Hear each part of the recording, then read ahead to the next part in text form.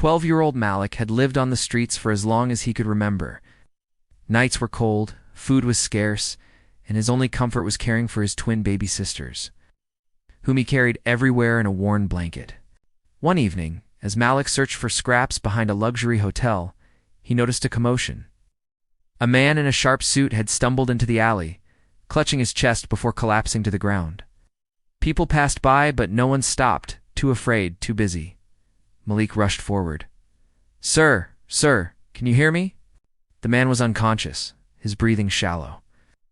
Malik, who had once overheard paramedics teaching CPR in a park, remembered every step. With his sisters crying softly beside him, he pressed down on the man's chest, keeping rhythm with whispered prayers. Minutes felt like hours, but then the man gasped, air filling his lungs again. Sirens wailed in the distance. Someone had finally called for help. When paramedics arrived, they found Malik holding the man's hand. His sisters bundled nearby. One of them asked, "Do you know who this is?" Malik shook his head.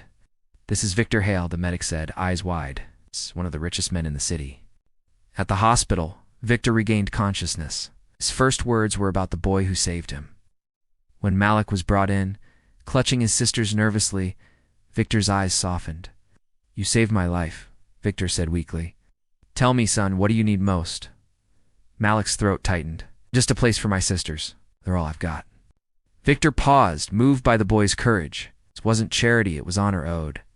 Within days, Malik and his sisters were taken off the streets. Victor arranged a home, schooling, and care for them. But what stunned the world wasn't Victor's generosity. It was Malik's condition.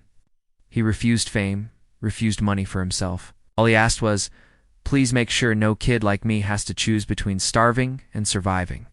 Victor listened. Inspired, he started the Malik Foundation, funding shelters and schools for homeless children across the country.